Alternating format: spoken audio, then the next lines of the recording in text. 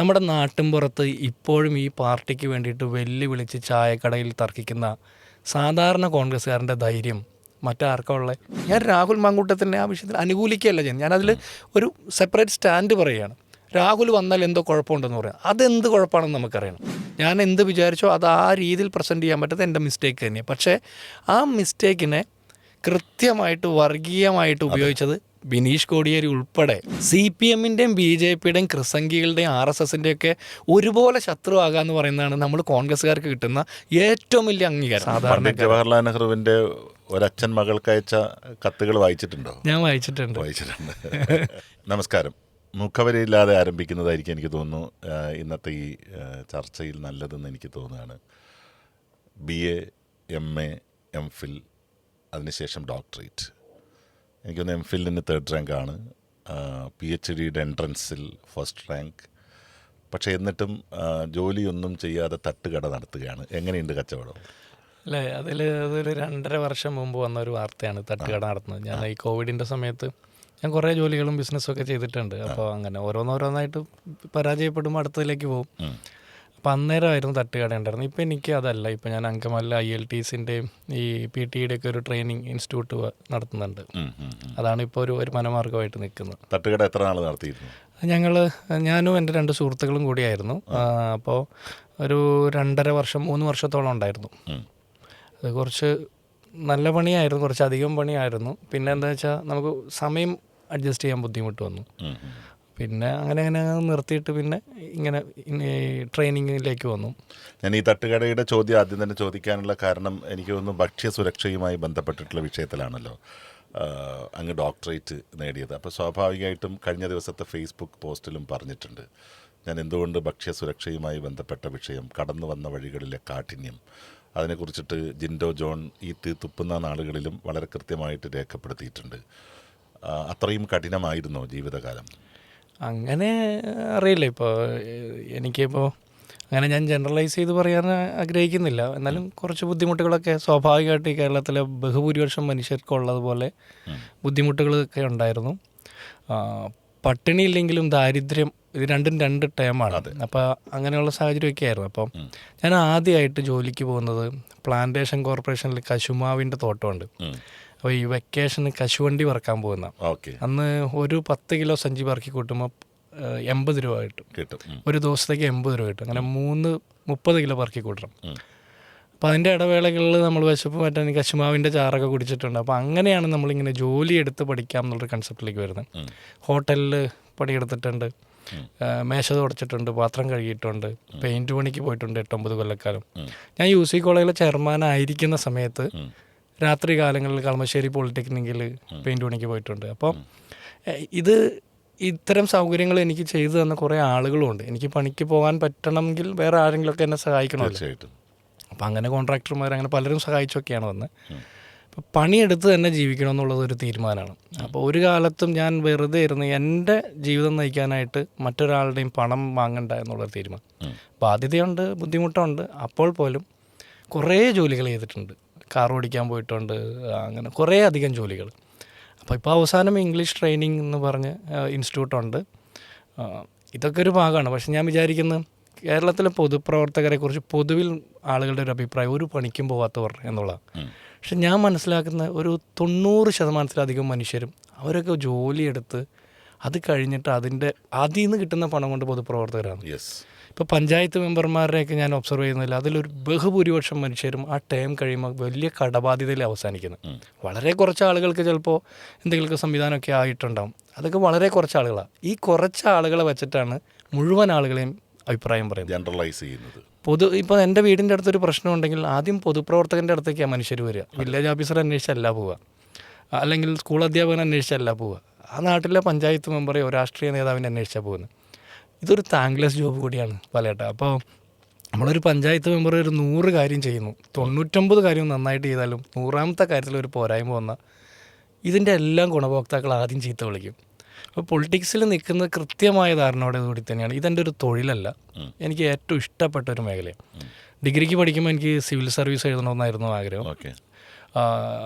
ആദ്യത്തെ വർഷം MG യൂണിവേഴ്സിറ്റിയിൽ ഏറ്റവും കൂടുതൽ മാർക്ക് കിട്ടിയത് BA എക്കണോമിക്സിൻ്റെ എക്സാമിന്. ഒരുപാട് പുസ്തകമൊക്കെ വായിച്ചപ്പോൾ അങ്ങനെ പോയാൽ പിന്നെ ഞാൻ വിചാരിച്ചു സിവിൽ സർവീസിനേക്കാൾ കുറേ കൂടി ജനങ്ങളോട് അടുത്ത് ഇടപഴകാൻ പറ്റുന്നത് ഒരു പൊതുപ്രവർത്തകന് രാഷ്ട്രീയ നേതാവിന് തന്നെയാണ്. അങ്ങനെയാണ് ഇതിലേക്കൊക്കെ വരുന്നത്. അപ്പോൾ യാദൃശ്യമായിട്ട് വന്നതാണ്. അപ്പോൾ ഈ വന്ന വഴികൾ ഞാൻ എപ്പോഴും ഓർക്കും. അത് എൻ്റെ ബുദ്ധിമുട്ടുകളായാലും പഠന സാഹചര്യമായാലും കുടുംബ സാഹചര്യമായാലും ഞാൻ വളർന്ന നാട് ഒരു ഭയങ്കര ഗ്രാമപ്രദേശമാണ്. ഏതായിരുന്നു ഗ്രാമം? അങ്കമാലിയിലെ അയ്യമ്പുഴ പഞ്ചായത്താണ്. അയ്യമ്പുഴ പഞ്ചായത്ത് ഒരു കുടിയേറ്റ നാടാണ്. അപ്പോൾ അവിടുത്തെ ആളുകളുടെ സംസാര രീതി, ഭാഷ, അവരുടെ നിഷ്കളങ്കതയും അവർക്കുണ്ടാകാവുന്ന എല്ലാ കുറവുകളും, ഇപ്പോൾ നല്ലതും ചീത്തയുമായ എല്ലാ കാര്യവും എനിക്കുണ്ട്.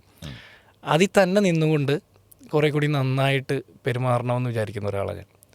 അപ്പോൾ അതിൻ്റേതായ കുറവുകൾ ചിലപ്പോൾ ഞാൻ ഉപയോഗിക്കുന്ന ഭാഷയ്ക്ക് ചിലപ്പോൾ ഉണ്ടാവും, ഞാൻ പ്രസൻറ്റ് ചെയ്യുന്ന രീതിക്കുണ്ടാവും. പക്ഷെ ഒരു കോൺഗ്രസ് നേതാവ് എന്നുള്ള രീതിയിൽ എനിക്ക് അഭിമാനമുണ്ട്. അതായത് ഞാൻ കാരണം കൊണ്ട് എൻ്റെ പാർട്ടിക്ക് ഒരു മോശം അഭിപ്രായം ഉണ്ടാവില്ല, ഞാൻ കാരണം എൻ്റെ കുടുംബത്തിന് നാണക്കേടുണ്ടാവില്ല, എൻ്റെ നാട് എൻ്റെ പേരിൽ അറിയപ്പെടണമെന്ന് ആഗ്രഹിക്കുന്നു. അപ്പം അങ്ങനെ ഞാൻ പൊളിറ്റിക്സിനെ കാണുന്നത്. അപ്പോൾ അതുകൊണ്ട് ഇതൊന്നും ഒരു ബുദ്ധിമുട്ടല്ല. ഇത്രയും ആളുകളൊക്കെ അഭിപ്രായം പറയുമ്പോൾ ഞാനതിനെ വേറൊരു സ്പിരിറ്റോടെ കാണുന്നത്. ഇതും എനിക്കൊരു അവസരമാണ്. തീർച്ചയായിട്ടും എൻ്റെ പൊളിറ്റിക്സ് കുറേ കൂടി ക്ലാരിറ്റിയോട് പറയാൻ കിട്ടുന്ന ഒരു അവസരമാണ് ഇപ്പോൾ വരുന്ന ഈ വിവാദങ്ങളൊക്കെ. ജിൻഡോ കഴിഞ്ഞ കുറച്ച് ദിവസങ്ങളായിട്ട് കോൺഗ്രസിൻ്റെ പോരാളികളെ സംബന്ധിച്ചിട്ട്, ഞാൻ സൈബർ ഇടത്തിലെ പോരാളികളെ മാത്രമല്ല, സാധാരണക്കാരായിട്ടുള്ള കോൺഗ്രസിന് രക്തം നൽകി ജീവൻ നൽകി എന്നൊക്കെ നമ്മൾ മുദ്രാവാക്യം വിളിച്ചതുപോലെ ഈ പ്രസ്ഥാനത്തിന് വേണ്ടി സകലതും സമർപ്പിച്ച് ആരെയും കാണാതെ പ്രവർത്തിക്കുന്ന പതിനായിരക്കണക്കിന് ആളുകളുണ്ട്. അവരെ സംബന്ധിച്ച് ജിൻഡോ കഴിഞ്ഞ കുറേ ദിവസങ്ങളായി ധീരതയുടെ ഒരു പ്രതീകമാണ്. ഒരൊറ്റയാൾ പോരാട്ടം എന്ന് പറയാം. കോൺഗ്രസ് പ്രവർത്തകന്മാർക്ക് മുന്നിൽ ധീരതയ്ക്ക് കൊടുക്കാൻ കഴിയുന്ന ഒരു ഡെഫിനിഷൻ എന്താണ്? ഇന്ന് കേരളത്തിൽ കോൺഗ്രസ്സുകാരൻ എന്ന് പറയുന്നത് തന്നെയാണ് അവരുടെ ധീരതയുടെ ഏറ്റവും വലിയ ഉദാഹരണം. കാരണം രാജ്യം 11 കൊല്ലമായിട്ട് ഭരണത്തിലില്ലാത്ത, രാജ്യത്ത് ഭരണത്തിലില്ലാത്തൊരു പാർട്ടി, കേരളത്തിൽ ഏകദേശം ഒരു 10 കൊല്ലത്തോളമായിട്ട് ഭരണത്തിലില്ലാത്ത പാർട്ടി, കേന്ദ്രം BJPയും കേരളം CPIയും ഭരിക്കുന്നു. ഈ രണ്ട് പാർട്ടികളും കോൺഗ്രസ്സിനെ അമർച്ച ചെയ്യാൻ നോക്കുന്നു, മർദ്ദക പാർട്ടികളുമാണ്. നമ്മുടെ നാട്ടിൻപുറത്ത് ഇപ്പോഴും ഈ പാർട്ടിക്ക് വേണ്ടിയിട്ട് വെല്ലുവിളിച്ച് ചായക്കടയിൽ തർക്കിക്കുന്ന സാധാരണ കോൺഗ്രസ്സുകാരൻ്റെ ധൈര്യം മറ്റാർക്കുള്ള?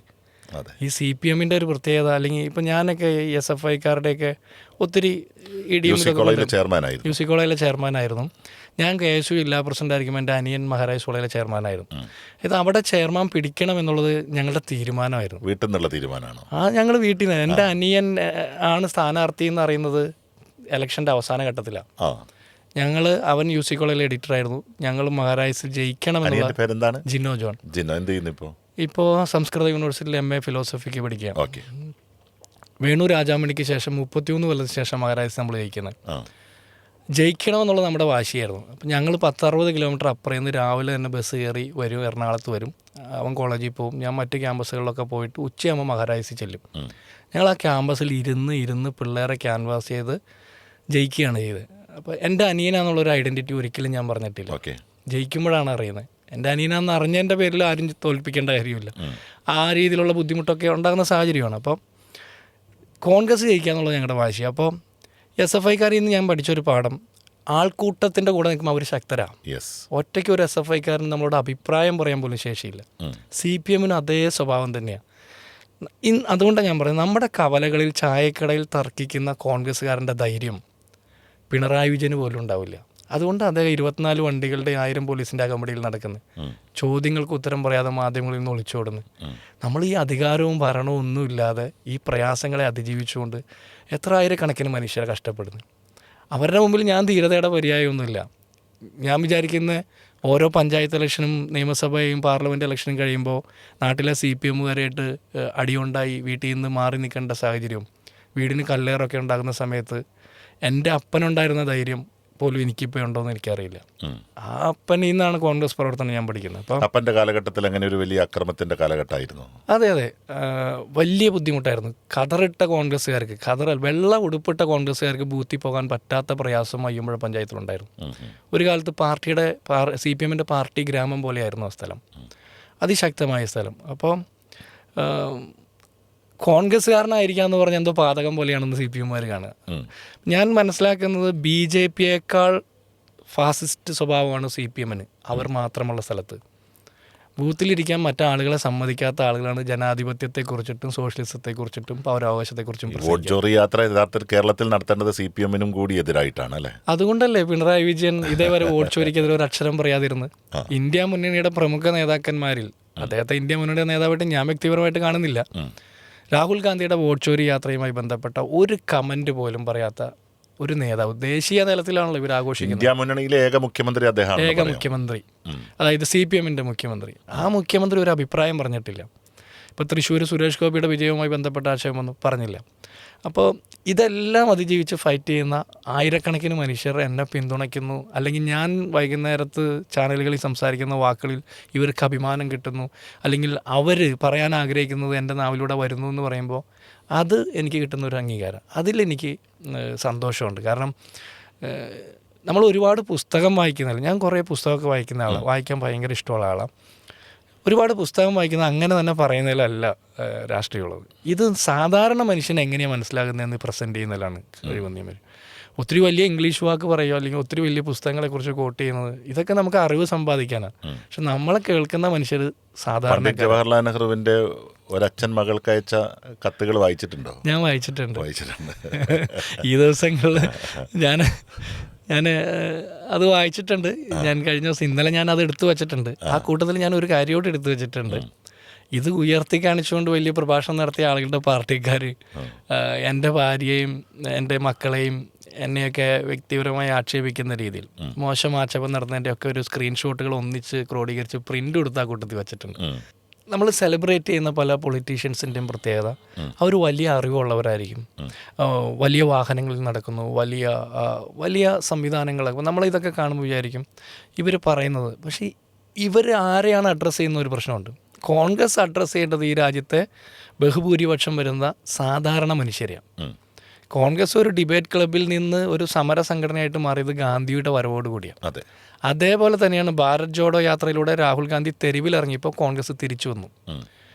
കഴിഞ്ഞ ലോക്സഭാ തെരഞ്ഞെടുപ്പിൽ കോൺഗ്രസിൻ്റെ ജയിച്ച മുഴുവൻ സ്ഥാനാർത്ഥികളുടെ വോട്ട് വിഹിതവും അവർക്ക് ഏത് മേഖലകളിൽ നിന്നാണ് വോട്ട് അധികം കിട്ടിയെന്ന് നോക്കിയാൽ ഈ പരമദരിദ്രരും സാധാരണക്കാരും മത്സ്യത്തൊഴിലാളികളുമായിട്ടുള്ള മനുഷ്യരുടെ ബൂത്തുകളിൽ കോൺഗ്രസ് വലിയ വോട്ടുകൾക്ക് മേടിക്കുന്ന സാഹചര്യമുണ്ട്. ഞാനിപ്പോൾ ഏറ്റവും ഉദാഹരണം പറഞ്ഞാൽ, ഇപ്പോൾ തിരുവനന്തപുരം പാർലമെൻറ്റ് മണ്ഡലം എനിക്ക് ഒത്തിരി ബഹുമാനമുള്ള നേതാവാണ് അദ്ദേഹം. പക്ഷേ അദ്ദേഹത്തിൻ്റെ ജയം വരുന്നത് എവിടെ നിന്നാണ്? നേരെ ചൊവ്വ പോലെ ഒരു വൃത്തിക്ക് മലയാളം പറയാൻ അറിയാത്ത നമ്മൾ ഒരുപാട് ആക്ഷേപിക്കും മത്സ്യത്തൊഴിലാളികളുടെ മലയാള സംസാര രീതിയെ. ആ മനുഷ്യരുടെ ബൂത്ത് എണ്ണിയപ്പോഴല്ലേ കോൺഗ്രസ്സുകാർക്ക് അഭിമാനം കിട്ടിയത്. ഈ urban upper class upper cast ഈ അഭിമാനബോധത്തിൻ്റെ, ശരിക്കും പറഞ്ഞാൽ ഈ ദുരഭിമാനബോധത്തിൻ്റെ തടവിൽ കഴിയുന്ന ആളുകളെ തൃപ്തിപ്പെടുത്തുകയല്ല കോൺഗ്രസ് ചെയ്യേണ്ടത്. കോൺഗ്രസ് ചെയ്യേണ്ടത് സാധാരണക്കാരായിട്ടുള്ള മനുഷ്യരെ അഡ്രസ്സ് ചെയ്യുക എന്നുള്ളത്. അപ്പം ഞാൻ പറയുന്ന വാക്കുകൾ പരമാവധി അങ്ങനെയായിരിക്കും. ഒന്ന് ഞാൻ അങ്ങനെയാണ് കണ്ടേക്കുന്നത്. ഞാൻ വീട്ടിൽ നിന്ന് പോരുമ്പോൾ ഗവൺമെൻറ് ആശുപത്രിയുണ്ട്, റേഷൻ കടയുണ്ട്, ഇങ്ങനെ ഓരോ നമ്മളിങ്ങനെ കണ്ട് അങ്ങനെ വരുന്നത്, നഗരത്തിലേക്ക് വരുന്ന ഓരോ ദിവസവും ഒരിക്കലും ഒഴിച്ച ജീവിതത്തിൽ എന്നും ഗവൺമെൻറ് ആശുപത്രിയിൽ പോയിട്ടുള്ള ഒരാളാണ്, ഇപ്പോഴും പോകാൻ ഇഷ്ടപ്പെടുന്ന ഒരാളാണ്. അങ്ങനെ വരുമ്പോൾ നമ്മൾ ഈ മനുഷ്യരെ അഡ്രസ്സ് ചെയ്യാൻ പറ്റില്ലെങ്കിൽ നമ്മൾ കോൺഗ്രസ് അല്ല. ഈ മനുഷ്യരെ അഡ്രസ്സ് ചെയ്യാത്തവരാണ് ഈ ഭരണകൂടം. കോൺഗ്രസിനെയാണ് ഇവർ ആക്ഷേപിക്കുന്നത്. പക്ഷേ യഥാർത്ഥത്തിൽ കേരളത്തിലെ സെൻട്രൽ ലെഫ്റ്റ് പാർട്ടി കോൺഗ്രസ്സാണ്. കേരളം ഭരിക്കുന്നത് റൈറ്റ് വിങ് പാർട്ടിയാണ്. അപ്പം നമ്മൾ വായിച്ച് കിട്ടുന്ന അറിവുകൾ, നമുക്ക് മറ്റു മനുഷ്യരിൽ ഇടപഴകി കിട്ടുന്ന അറിവുകളൊക്കെ സാധാരണക്കാരിലേക്ക് കമ്മ്യൂണിക്കേറ്റ് ചെയ്യാനാണ് ഞാൻ ആഗ്രഹിക്കുന്നത്. അവർക്ക് എന്ത് ഫീൽ ചെയ്യുന്നു എന്നുള്ളതാണ്. അപ്പോൾ അതിൻ്റേതായ കുറവുകൾ എൻ്റെ പ്രസൻറ്റേഷനിലുണ്ടാകാം. പക്ഷേ ആ മനുഷ്യർക്ക് ഞാൻ പറയുന്നത് മനസ്സിലാകുന്നുണ്ടെന്ന് വിചാരിക്കാം.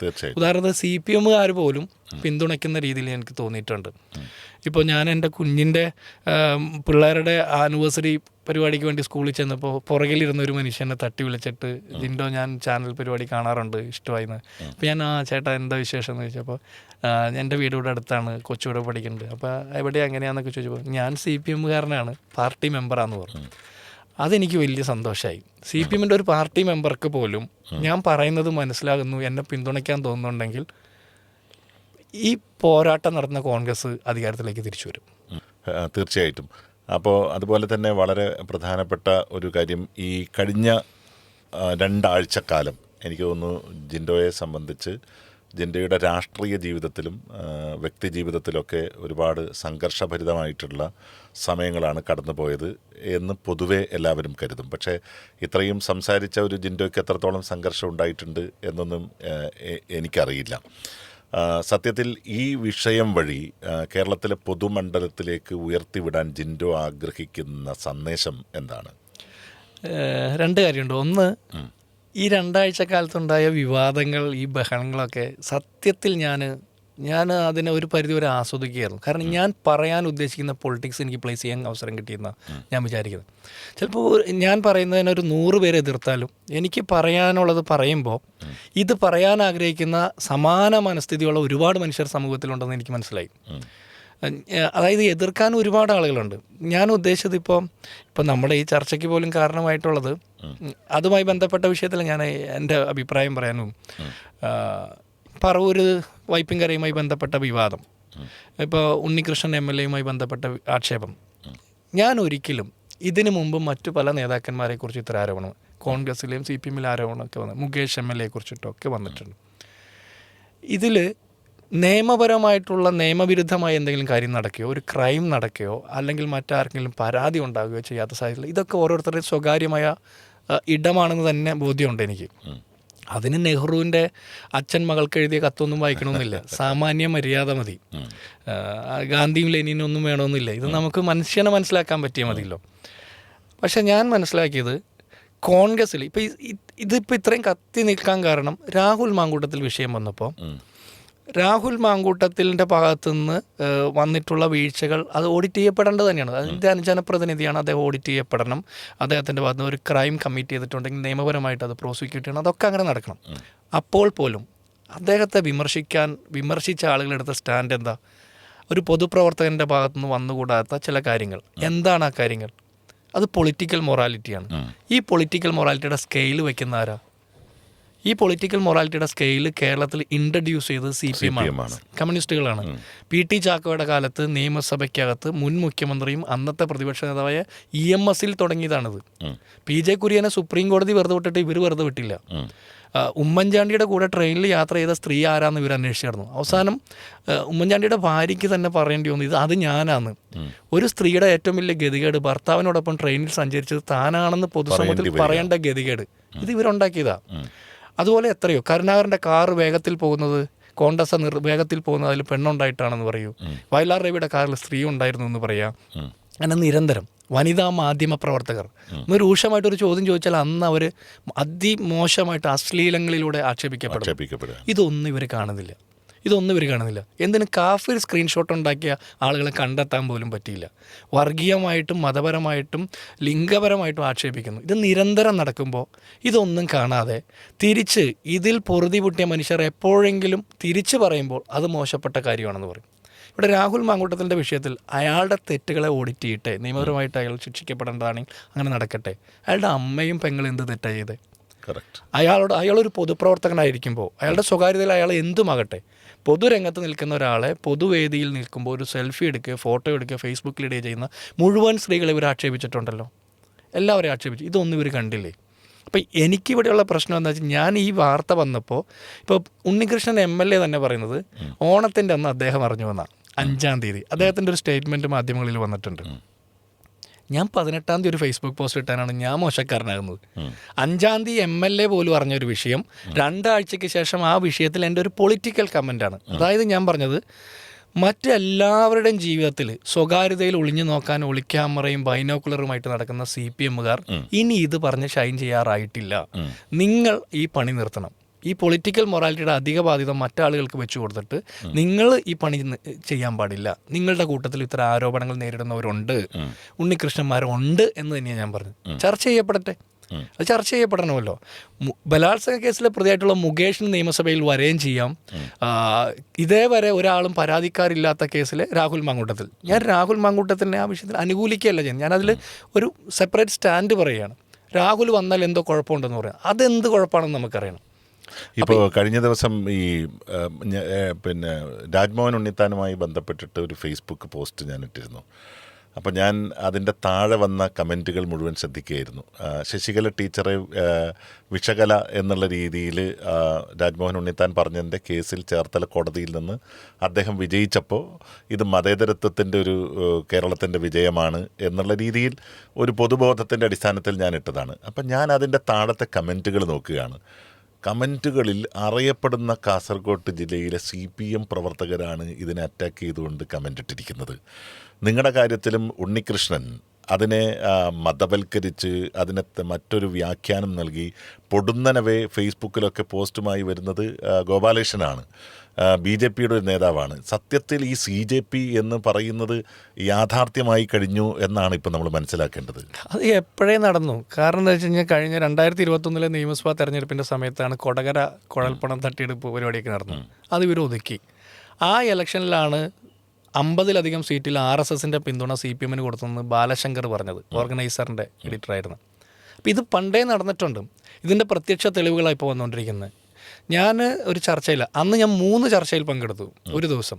അത് ഒരു ചർച്ചയുടെ ഇടയ്ക്ക് ആങ്കറുമായിട്ടുള്ള തർക്കത്തിൻ്റെ ഇടയ്ക്ക് വലിയ വൈകാരിക ബഹളത്തിൻ്റെ ഇടയ്ക്ക് സംഭവിച്ച, ഞാൻ വിചാരിച്ച രീതിയിൽ അത് എനിക്ക് പ്രസൻറ്റ് ചെയ്യാൻ പറ്റില്ല. എന്താണ് എൻ്റെ പോയിന്റ്? അത് എൻ്റെ ഒരു കുറവാണ്. ഞാൻ എന്ത് വിചാരിച്ചോ അത് ആ രീതിയിൽ പ്രസൻറ്റ് ചെയ്യാൻ പറ്റുന്നത് എൻ്റെ മിസ്റ്റേക്ക് തന്നെയാണ്. പക്ഷേ ആ മിസ്റ്റേക്കിനെ കൃത്യമായിട്ട് വർഗീയമായിട്ട് ഉപയോഗിച്ചത് ബിനീഷ് കോടിയേരി ഉൾപ്പെടെ ഉത്തരവാദിത്തപ്പെട്ട CPM നേതാക്കന്മാർ ഉൾപ്പെടെ രാത്രി അത് പോസ്റ്റ് ചെയ്തു.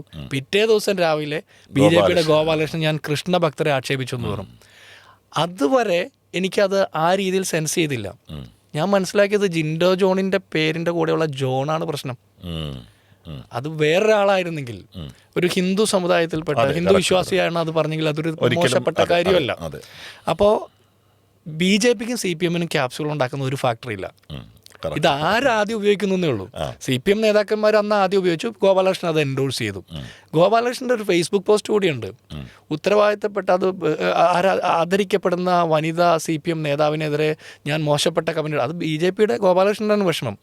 കായംകുളത്തിലെ MLA പ്രതിഭയുടെ മകനെ കഞ്ചാവ് കേസിൽ പിടിച്ചപ്പോൾ ആദ്യം പിന്തുണച്ചത് ഗോപാലകൃഷ്ണനും BJP നേതാവായിട്ടുള്ള പഴയ സംസ്കൃത university vice chancellor Radhakrishnan sir, ഇവരാണ് പിന്തുണച്ചത്. CPM നേതാക്കന്മാർ അത് കഴിഞ്ഞാൽ പിന്തുണയ്ക്കുന്നത്. ഇവരൊരു കൊടുക്കൽ വാങ്ങലുകളുണ്ട്. ഇപ്പം ജിൻഡോ ജോൺ എന്ന് പറഞ്ഞ ആള് ക്രിസംഗികളുടെ മുമ്പിൽ ഞാൻ ജിഹാദിയാണ്, കാസക്കാർക്ക് ഞാൻ ജിഹാദിയാണ്, BJPക്കാർക്ക് ജിഹാദിയാണ്, CPMകാർക്ക് ശത്രുവാണ്. ഞാൻ മനസ്സിലാക്കുന്ന ഒരു ഗോപാലകൃഷ്ണൻ അതിനകത്ത് ഉപയോഗിച്ച ഒരു കാര്യം സത്യത്തിൽ BJP വളരെ കൃത്യതയോടുകൂടി വ്യക്തമാക്കേണ്ട ഒരു കാര്യമാണ്. അതായത് ജിൻഡോ ജോണിൻ്റെ DNA-യെക്കുറിച്ചും ജിൻഡോ ജോൺ പിറന്നു വീണ എന്താണ് സംസ്കൃതിയെക്കുറിച്ചോ അല്ലെങ്കിൽ ആ ഗോത്രത്തെക്കുറിച്ചിട്ടൊക്കെ പുള്ളി അതിനകത്ത് എന്തോ 2-3 വരികൾ സൂചിപ്പിച്ചതായിട്ട് എൻ്റെ ഓർമ്മയിലുണ്ട്. അപ്പോൾ ഈ കേരളത്തിലെ എല്ലാ സഭാധ്യക്ഷന്മാരുടെ മുന്നിലേക്കും കേക്കും കൊണ്ടുപോയി കേരളത്തിലെ ക്രൈസ്തവരെ മുഴുവൻ ക്രിസ്ത്യാനിയാക്കി മതേതരത്വത്തിൻ്റെ സന്ദേശവാഹകരാണ് എന്ന് കൊട്ടിഘോഷിക്കുന്ന ഗോപാലകൃഷ്ണന്മാരുടെ എന്ന് തന്നെ പദം നമുക്ക് ഉപയോഗിക്കാം അല്ലേ? BJP നേതാക്കന്മാരുടെ തനിനിറം യഥാർത്ഥത്തിൽ പുറത്തു വന്നതല്ലേ അവിടെ? തീർച്ചയായിട്ടും. ഇവർക്ക് എന്നോടുള്ള വൈരാഗ്യം എന്താണെന്ന് അറിയോ ഏട്ടാ? മുനമ്പം സമരം വന്നു. മുനമ്പം സമരം വന്നപ്പോൾ ഞാൻ അതിലൊരു പൊളിറ്റിക്കൽ, അന്നും ഇതുപോലെ ഞാൻ ആക്ഷേപിക്കപ്പെട്ട, അന്നാണ് ജിഹാദി ജിൻഡോ എന്നുള്ള പേര് വന്നത്. ആണല്ലേ? 3 ആഴ്ച കൊണ്ട് ചട്ടങ്ങളുമായിട്ട് പോയ കിരൺ റിജു വന്നില്ലല്ലോ, ചട്ടമായിട്ട് തിരിച്ചു വന്നില്ലല്ലോ. സുപ്രീം കോടതി തന്നെ ഭരണഘടനാ വിരുദ്ധമാണെന്ന് പറഞ്ഞ് സ്റ്റേ ചെയ്യുന്ന സാഹചര്യം. ഇത് ആദ്യം സെൻസ് ചെയ്ത് കോൺഗ്രസ്സുകാർ പറഞ്ഞു. അന്നും ഞാൻ അഭിപ്രായം പറഞ്ഞതിൻ്റെ പേരിലാണ് ഞാൻ ജിഹാദിയായത്. എന്നെ ഒരുപാട് പേര് ആക്ഷേപിച്ചു. ഈ ഗോപാലകൃഷ്ണൻ്റെ പാർട്ടിക്കാർ, ഈ എൻ രാധാകൃഷ്ണനാണ് മലയാറ്റൂർ മല കയറി ഇടയ്ക്ക് വെച്ച്, അവിടെ ഒരു രാധാകൃഷ്ണൻ പാറ എന്ന് പറഞ്ഞൊരു പാറ തന്നെയുണ്ട്, ഇവർ ഇടയ്ക്ക് വെച്ച് മുട്ട് തേഞ്ഞ് നിർത്തി പോകുന്ന സ്ഥലം. അപ്പോൾ ഈ കേരളത്തിലെ അരമനകൾ കയറി നടക്കുന്ന ആളുകൾ, പള്ളികൾ കയറി നടക്കുന്ന ആളുകൾ, മാതാവിന് ചെമ്പുകിരീടം വയ്ക്കുന്നവർ, പഴക്കൊല കൊടുക്കുന്നവർ, മുട്ടിലിഴയുന്നവർ, പുരോഹിതരെ കൈ മുത്തുകയും ഉടുപ്പ് തൊട്ട് മുത്തുകയൊക്കെ ചെയ്യുന്നവർ, കുരുത്തോല കൊണ്ട് കുരിശുണ്ടാക്കി ഇത്തരം പരിപാടികളൊക്കെ ചെയ്യുന്നവർ പറയണം ജിൻഡോ ജോണിൻ്റെ DNA-ക്ക് എന്താ കുഴപ്പം? ജിൻഡോ ജോൺ ക്രൈസ്തവനായതാണോ പ്രശ്നം? ഞാനൊരു ക്രൈസ്തവൻ എന്നുള്ള രീതിയിൽ അഭിമാനിക്കുക. ഞാനൊരു ഇന്ത്യക്കാരനാണ്, മലയാളിയാണ്, കേരളീയനാണ്, ഒരു ക്രൈസ്തവൻ കൂടിയാണ്. എൻ്റെ ഐഡൻറ്റിറ്റി അതാണ്. ഈ ക്രൈസ്തവനായ ഞാൻ മറ്റു മതങ്ങളെയും സമഭാവനയോടെ ജീവി സ്നേഹത്തോടെ കാണാൻ പറ്റുന്നുണ്ടെങ്കിൽ ഞാൻ വിചാരിക്കും ഞാൻ നല്ലൊരു ക്രൈസ്തവൻ എന്നാ. ഇനി എൻ്റെ ചെയ്തി കൊണ്ട് ഏതെങ്കിലും ഒരു മനുഷ്യർക്ക് മതപരമായ വർഗീയമായിട്ടോ സങ്കടം ഉണ്ടാകുന്നുണ്ടെങ്കിലല്ലേ ഞാൻ വർഗീയവാദിയാകുന്നുള്ളൂ. തീർച്ചയായിട്ടും ഗോപാലകൃഷ്ണൻ്റെ പാർട്ടിയാണ് പറയേണ്ടത് എൻ്റെ DNA-ക്ക് എന്താ പ്രശ്നമെന്ന്. അത് കേരളത്തിലെ മതമേലധ്യക്ഷന്മാരോട് തന്നെ പറയണം. നിങ്ങളുടെ കൂട്ടത്തിൽ നിങ്ങൾ മാമോദീസ മുക്കി സൈര്യലേപനം നടത്തി കുർബാന കൊടുത്ത ഒരു പയ്യൻ മോശക്കാരനാണെന്ന് അവരെ പറഞ്ഞ് ബോധ്യപ്പെടുത്തണം. ഞാൻ ചെയ്ത തെറ്റാണെന്ന് എന്താണെന്നും കൂടി ബോധ്യപ്പെടുത്തണം. ഇവിടെ CPMൻ്റെയും BJPയുടെയും ക്രിസംഗികളുടെയും RSSൻ്റെയും ഒക്കെ ഒരുപോലെ ശത്രുവാകാന്ന് പറയുന്നതാണ് നമ്മൾ കോൺഗ്രസ്സുകാർക്ക് കിട്ടുന്ന ഏറ്റവും വലിയ അംഗീകാരം. ഒരു കോൺഗ്രസ്സുകാരൻ്റെ ഏറ്റവും വലിയ ഐഡൻറ്റിറ്റി എന്ന് പറഞ്ഞാൽ ഇവരുടെ മുഴുവൻ ശത്രുവായിരിക്കുക, ആ സെക്യുലർ ആയിരിക്കുക എന്നുള്ളതാണ്. അതുകൊണ്ടാണ് ഇവരെന്നെ എതിർക്കുന്നത്. ഞാൻ വേറെ എന്ത് ദ്രോഹം ഇവർക്ക് ചെയ്ത്? ഞാൻ അഭിപ്രായം പറയുന്നതല്ലേ ഉള്ളൂ. ഞാൻ പറഞ്ഞ അഭിപ്രായത്തിൻ്റെ പേരിൽ ഒരു കലാപം നടക്കുന്നില്ല. ഞാൻ പറഞ്ഞ അഭിപ്രായത്തിൻ്റെ പേരിൽ ഒരാൾക്കൊരു ദോഷം ഉണ്ടാകുന്നില്ല. കറക്റ്റ് ചെയ്യപ്പെടണമെന്നാണ് പറയുന്നത്. ഈ ഭരണകൂടങ്ങൾ കറക്റ്റ് ചെയ്യപ്പെടേണ്ടതല്ലേ? പ്രതിപക്ഷത്തിൻ്റെ ചുമതലയല്ലേ സംസാരിക്കുക എന്നുള്ളത്.